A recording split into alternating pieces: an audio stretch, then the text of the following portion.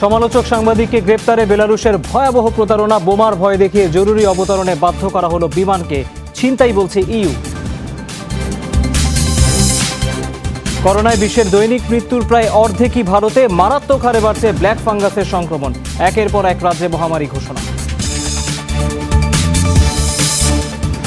অভ্যুত্থানের পর এই প্রথম সশরীরে আদালতে অং সান সুচি, জেলের বাইরের দুনিয়া সম্পর্কে রাখা হয়েছে অন্ধকারে, দাবি আইনজীবী।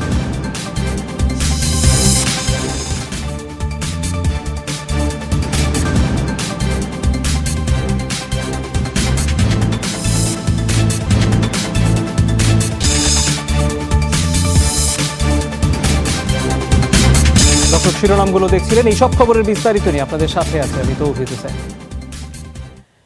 সরকারের সমালোচক এক সাংবাদিককে আটকের জন্য ভয়াবহ প্রতারণার আশ্রয় নেওয়ার অভিযোগ উঠেছে বেলারুশের বিরুদ্ধে। বিমানে বোমা আছে এমন তথ্য দিয়ে গ্রিস থেকে লিথুয়ানিয়াগামী বিমানকে জরুরি অবতরণে বাধ্য করা হয় দেশটিতে। বিমান থেকে নামিয়ে আনা হয় সাংবাদিক রোমান প্রোতাসেভিচকে। বিষয়টিকে বিমান ছিনতাই ও সন্ত্রাসবাদের সাথে তুলনা করেছে ইউরোপীয় ইউনিয়ন ও যুক্তরাষ্ট্র। গ্রিসের এথেন্স থেকে ছেড়ে আসা রায়ানএয়ারের ফ্লাইটটির গন্তব্য ছিল লিথুয়ানিয়ার রাজধানী ভিলনিয়াস। ফ্লাইটটি যখন গন্তব্য থেকে মাত্র শখানেক মাইল দূরে বেলারুশের আকাশসীমায়, তখনই বিপত্তি। বেলারুশের এয়ার ট্রাফিক কন্ট্রোল থেকে জানানো হয় বোমা আছে বিমানে, নির্দেশ দেওয়া হয় গতিপথ পরিবর্তনের।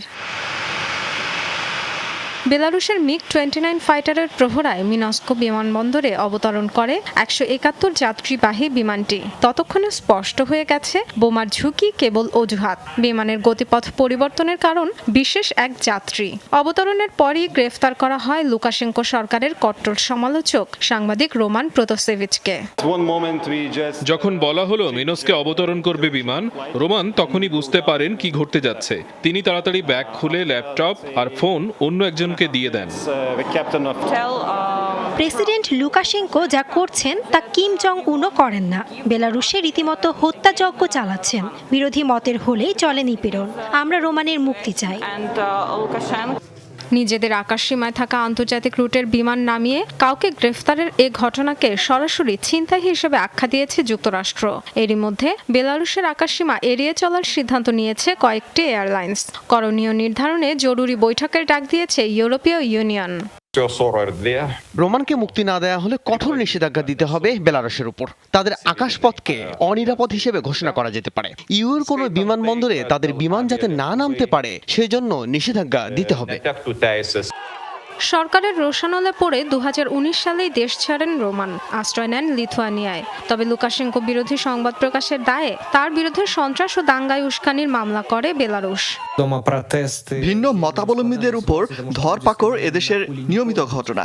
সাধারণ মানুষের বিক্ষোভ কাজে আসবে না, কারণ তারা অস্ত্রের বিরুদ্ধে যুদ্ধ করতে পারবে না। আন্তর্জাতিক চাপ বাড়াতে হবে। 1994 সাল থেকে টানা বেলারুশের ক্ষমতায় 66 বছর বয়সী লুকাশেঙ্কো। গত আগস্টে বিতর্কিত নির্বাচনে জয়ের পর তার বিরুদ্ধে বিক্ষোভে উত্তাল হয়ে ওঠে দেশটি। সে সময় ধরপাকড় এড়াতে অনেক বিরোধী নেতা দেশ ছাড়ে। Dorothy Tasrin, Jamuna news.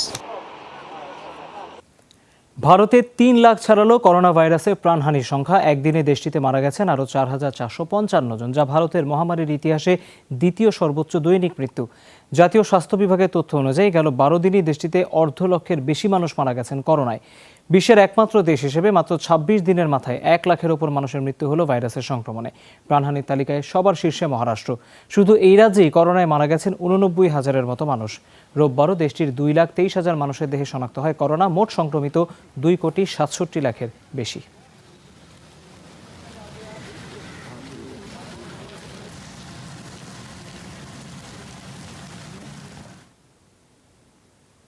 Corona পরিস্থিতি সামাল দিতেই হিমশিম খাচ্ছে ভারত। তার উপর নতুন দুশ্চিন্তা ব্ল্যাক ফাঙ্গাস। এরই মাঝে 9,000-এর কাছাকাছি ভারতীয় বিরল এই রোগে আক্রান্ত। গবেষকরা বলছেন এতে মৃত্যুহার 50%-এর মতো। আক্রান্ত কারো কারো প্রাণ বাঁচাতে ফেলে দিতে হচ্ছে চোখ। সংক্রমণের ভয়াবহতায় মোট 10 রাজ্যে ব্ল্যাক ফাঙ্গাসকে মহামারী ঘোষণা করা হয়েছে।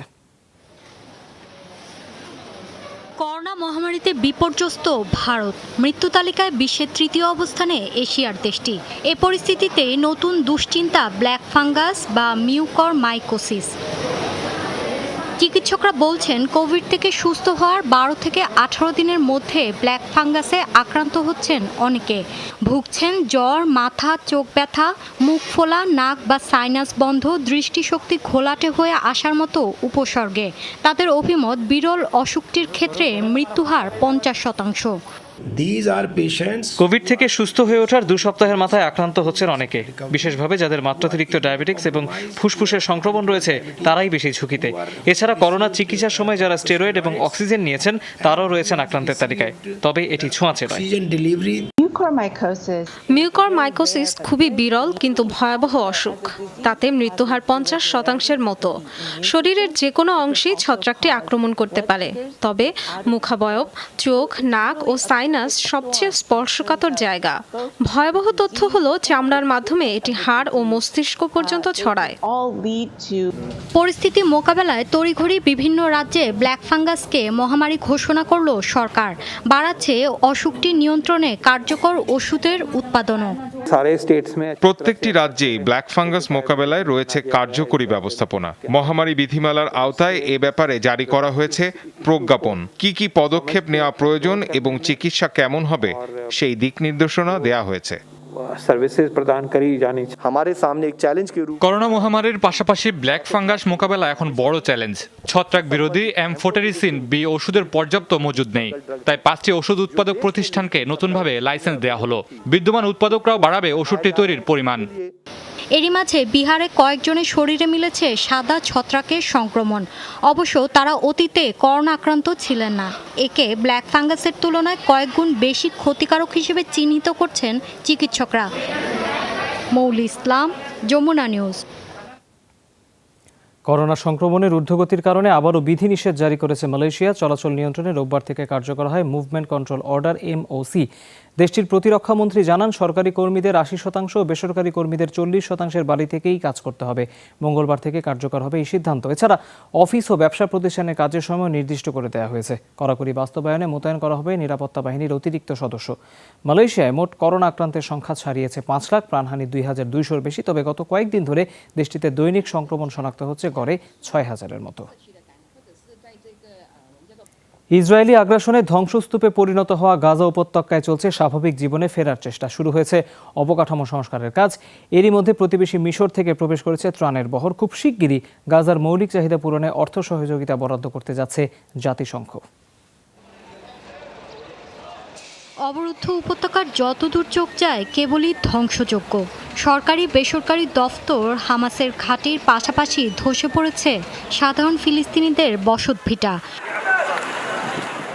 দীর্ঘদিনের যুদ্ধ সহিংসতায় অভ্যস্ত গাজাবাসীর কাছে ইসরায়েলের এ আগ্রাসন নতুন কিছু নয়। তবু কবে আবার ঘরবাড়ি ঠিক হবে তা নিয়ে দাতাদের দিকে তাকিয়ে তারা। 2014 সাল থেকে টানা 1.5 বছর একটা ক্যারাভানে থাকতাম আমরা। জাতিসংঘের সহযোগিতায় যাও একটা বাসা ভাড়া জুটলো, সেটাও আজ ধুলোয় মিশে গেছে। আমি কোনো রাজনীতিক বা যোদ্ধা নই, সাধারণ একজন খেলোয়াড়। বিশ্ব পরিমণ্ডলে নিজ ভূখণ্ড জাতিকে উপস্থাপন করি। 1.5 শতাধিক ট্রফি ছিল আমার, কিন্তু প্রত্যেক সহিংসতায় হারাই 2-3টি, ভাঙে অনেক ট্রফি। অস্ত্রবিরতিতে মধ্যস্থতার পর প্রতিবেশী মিশর থেকে গাজায় ঢুকেছে ত্রাণের বহর। জাতিসংঘের পক্ষ থেকেও চলছে অস্ত্র সহযোগিতা পাঠানোর জোর তৎপরতা। চলতি সপ্তাহে ফিলিস্তিনের জন্য $1.80 লাখ বরাদ্দের চেষ্টা করছি। এছাড়া নিউ ইয়র্ক থেকেও পেতে পারি $40 লাখ বেশি সহযোগিতা। এ অর্থের মাধ্যমে আপাতত ফিলিস্তিনিদের মৌলিক চাহিদা পূরণ সম্ভব। টানা 11 দিনের আগ্রাসনে গাজায় ভেঙে পড়েছে 1700-র বেশি ঘরবাড়ি স্থাপনা, যার অনেকগুলো সংস্কারের প্রয়োজন কয়েক বছর আর বিপুল অর্থ। ইসরায়েলি ক্ষেপণাস্ত্র হামলায় গুরুতর ক্ষতিগ্রস্ত পানি সরবরাহ লাইন, যে কারণে 8 লাখ গাজাবাসী পাচ্ছেন না সুপেয় পানি। মৌলি ইসলাম, যমুনা নিউজ। সেনা অভ্যুত্থানের পর প্রথমবারের মতো সশরীরে আদালতে হাজির করা হলো মিয়ানমারের নেত্রী অং সান সুচিকে। সোমবার আইনজীবীদের সাথে কথা বলারও সুযোগ পান তিনি। ফেব্রুয়ারির অভ্যুত্থানের পর এই প্রথম প্রকাশ্যে আনা হলো 75 বছর বয়সী নেত্রীকে। জান্তার দায়েরকৃত মামলায় আগে কয়েকটি শুনানি হলেও সুচিকে হাজির করা হয়নি। ভার্চুয়ালি অংশ নেন তিনি। সুচির আইনজীবীরা জানিয়েছেন বাইরের জগৎ থেকে তাকে বিচ্ছিন্ন রাখা হয়েছে, সংবাদপত্র না দেয় কোনো খবরও জানেন না তিনি। তবে দেশের মানুষের উপর নিজের আস্থার কথা জানিয়েছেন সুচি। দল নিষিদ্ধের উদ্যোগ নেওয়ার প্রসঙ্গে কথা বলেন আইনজীবীদের সাথে, জানান মিয়ানমারের মানুষ থাকলে তার দলও টিকে থাকবে।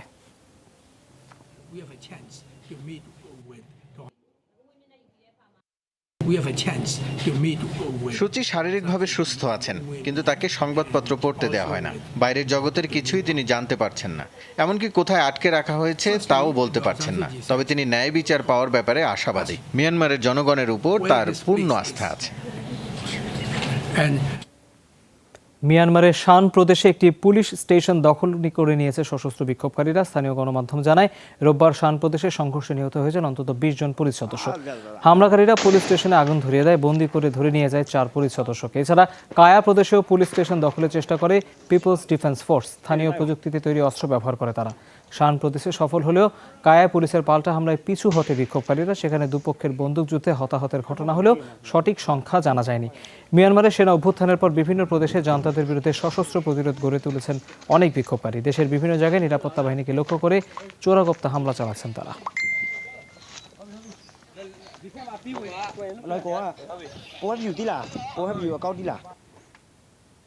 ইতালির উত্তরাঞ্চলে কেবল কার দুর্ঘটনায় কমপক্ষে 14 জন প্রাণ হারিয়েছেন। রোববার কর্তৃপক্ষ জানায়, নিহতদের তালিকায় রয়েছেন 5 ইসরায়েলি নাগরিক। দুর্ঘটনাস্থল থেকে বিমানের মাধ্যমে গুরুতর আহত 2 শিশুকে তুরিনের হাসপাতালে নেওয়া হয়, কিন্তু চিকিৎসারত অবস্থায় মৃত্যুবরণ করে 9 বছরের একটি শিশু। চিকিৎসকরা অন্য শিশুটিকে বাঁচাতে অস্ত্রোপচার করেছেন। তারা দুজনই ইসরায়েলের নাগরিক। রিসোর্ট শহরে স্ট্রেসায় হয় এই দুর্ঘটনা। কেবল কারটি ম্যাগিওর হ্রদ থেকে আলস পর্বতমালায় ঘোরাতো পর্যটকদের। ধারণা করা হচ্ছে বেলা 12:30 নাগাদ দুর্ঘটনাটি ঘটে। তার ছিঁড়ে 984 ফুট উঁচু থেকে কেবল কারটি আছড়ে পড়ে। সম্প্রতি লকডাউন প্রত্যাহার এবং করোনা বিধিমালা শিথিল করায় পুনরায় চালু হয়েছে পর্যটন কেন্দ্রগুলো।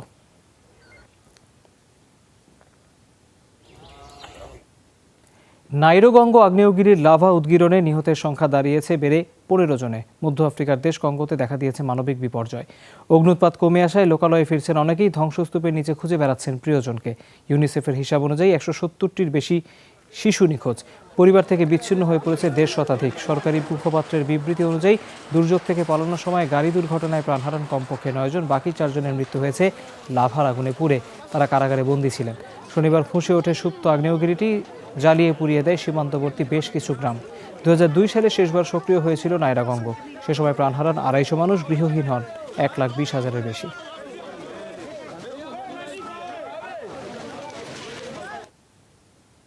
মহামারীর ভয়াবহতাকে বৃদ্ধাঙ্গুলি দেখিয়ে এবার বিশাল মোটর শোভাযাত্রা করলেন ব্রাজিলের বিতর্কিত প্রেসিডেন্ট জেইর বোলসোনারো। রোববার রিও ডি জেনেরিওতে নিজের মোটরসাইকেলের র্যালির নেতৃত্ব দেন তিনি। আগামী বছরের প্রেসিডেন্ট নির্বাচন সামনে রেখে এখন থেকেই বিভিন্ন শহরে শোডাউন করছে বোলসোনারো সমর্থকরা। তবে দেশে করোনা সংক্রমণের মধ্যে বিশাল শোভাযাত্রার আয়োজন কতটা যৌক্তিক তা নিয়ে প্রশ্ন উঠেছে। স্বাস্থ্যবিধি না মানায় একটি রাজ্যে জরিমানাও করা হয়েছে প্রেসিডেন্টকে। শুরু থেকেই করোনা মহামারীকে অবহেলা করার অভিযোগ আছে বোলসোনারোর বিরুদ্ধে। এমনকি তদন্ত শুরু হয়েছে তার ব্যর্থতা নিয়ে। করোনায় 4.5 লাখ মানুষের মৃত্যু হয়েছে ব্রাজিলে, যা সারা বিশ্বে দ্বিতীয় সর্বোচ্চ।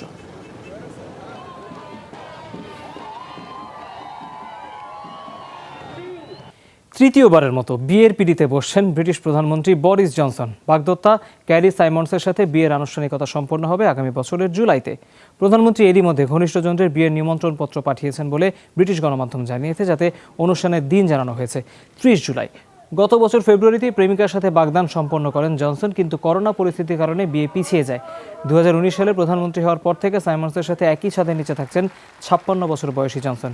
ব্রিটেনের ইতিহাসে প্রধানমন্ত্রীর কার্যালয়ে থাকা একমাত্র অবিবাহিত দম্পতি তারা। নিকোলাস জনসন নামে তাদের একটি ছেলে সন্তানও আছে।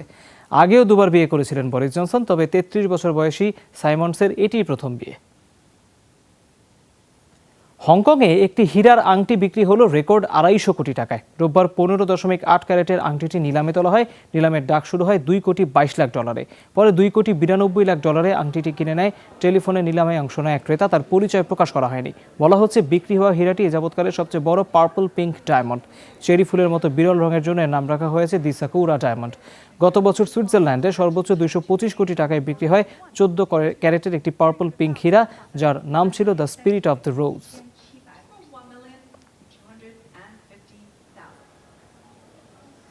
রাশিয়ার একটি সামরিক ঘাঁটি নিয়ে ব্যাপক উত্তেজনা তৈরি হয়েছে পশ্চিমাদের সাথে। আর্কটিক অঞ্চলের ফ্রান্স জোসেফ নামের জায়গায় যার অবস্থান, পৃথিবীর সর্ব উত্তরে দুর্গম এই ঘাঁটিতে সামরিক উপস্থিতি বাড়ানোর দিকে গুরুত্ব দিচ্ছে মস্কো। তৈরি করা হয়েছে অত্যাধুনিক স্থাপনা। বরফের রাজ্যে ঘাঁটির উদ্দেশ্য নিয়ে উদ্বিগ্ন পশ্চিমা বিশ্ব। রুশ সীমান্তে নজরদারিও বাড়িয়েছে যুক্তরাষ্ট্র ও নেটো। উত্তর মেরুর শীর্ষ থেকে 960 কিলোমিটার নিচে ফ্রান্স জোসেফ নামের এই জায়গাটিতে অত্যাধুনিক সামরিক ঘাঁটি গড়ে তুলেছে রাশিয়া। 3 পাতার আদলে তৈরি বলে এটি পরিচিত আর্কটিক ট্রেফয়েল নামে। 14,000 বর্গমিটার এলাকা জুড়ে অনেকটা মহাকাশ স্টেশনের মতোই এই সামরিক ঘাঁটি, যেখানে রয়েছে 150 সেনা থাকার ব্যবস্থা। দুর্গম এলাকাটিতে সারা বছরই থাকে বিরূপ আবহাওয়া। শীতে -50 ডিগ্রির নিচে নেমে যায় তাপমাত্রা। তবে ডরমেটরির চিত্র একেবারেই আলাদা। সেনাদের আরামদায়ক পরিবেশ নিশ্চিতে ভেতরের তাপমাত্রা রাখা হয় 26 থেকে 28 ডিগ্রির মধ্যে। বর্জ্য নিষ্কাশন, ভেন্টিলেশন, পানি বিশুদ্ধকরণে ব্যবহার করা হয় অত্যাধুনিক প্রযুক্তি। আছে বয়লার রুম আর নিজস্ব পাওয়ার স্টেশন। কন্ট্রোল প্যানেলের মাধ্যমে 1.5 মেগাওয়াট ক্ষমতাসম্পন্ন দুটি বয়লার পরিচালনা করা হয়। শীত যখন তীব্র হয় তখন তাপমাত্রা সহনীয় করতে দুটি বয়লার চালু করা হয়। আছে বিনোদনের ব্যবস্থাও। আধুনিক স্বাস্থ্যসেবার সুযোগও রয়েছে ঘাঁটিটিতে। কলিগদের অনেকে বলেছিল আর্কটিক অনেক সুন্দর। সিদ্ধান্ত নেই নর্দার্ন ফ্লিটে কাজ করব। 1 বছর ধরে এখানে দায়িত্ব পালন করছি। মেডিকেল টিমের সাথে কাজ করাটা খুব উপভোগ করছি। সম্প্রতি কৌশলগত ভূ রাজনীতিতে গুরুত্বপূর্ণ হয়ে উঠছে সারা বছর বরফে আচ্ছন্ন এই অঞ্চলটি। রাশিয়া বলছে, বৈশ্বিক উষ্ণতায় মেরুর বরফ গলতে থাকায় অরক্ষিত হয়ে পড়ছে সীমান্ত। তাই উত্তরের বিস্তীর্ণ এলাকার নিরাপত্তা নিশ্চিতেই সেখানে সেনা উপস্থিতি বাড়ানো হয়েছে। শত্রুপক্ষের জাহাজ ধ্বংসে স্থাপন করা হয়েছে ব্যাস্টিয়ন মিসাইল লঞ্চার। গুরুত্ব পাচ্ছে সাগরের বিশাল প্রাকৃতিক সম্পদ রক্ষার বিষয়টিও। ভবিষ্যতে বিকল্প নৌরুট হিসেবে মেরু এলাকার জলসীমা ব্যবহারের পরিকল্পনাও রয়েছে মস্কোর। বিশাল পরিকল্পনা বাস্তবায়নে প্রস্তুতি নিচ্ছে রুশ সেনারা। আর্কটিকে দায়িত্ব পালনের জন্য গর্বিত। আমার সন্তানরা বলতে পারবে তাদের বাবা ট্রেফয়েল ঘাঁটিতে কাজ করা প্রথম ব্যাচের একজন। এবছরই পারমাণবিক সাবমেরিন নিয়ে সামরিক শক্তির বিশাল মহড়া করে রাশিয়ান নর্দার্ন ফ্লিট। অংশ নেয় 2টি যুদ্ধ বিমানও। মস্কোর তৎপরতাকে সন্দেহের চোখে দেখছে পশ্চিমারা। তাই রুশ সীমান্তে টহল বাড়ানোর ঘোষণা দিয়েছে NATO. Dorothy Tasrin, Jamuna news. দর্শক, এই ছিল যমুনা ডেস্কের আয়োজনে। এতক্ষণ সাথে থাকার জন্য ধন্যবাদ সবাইকে।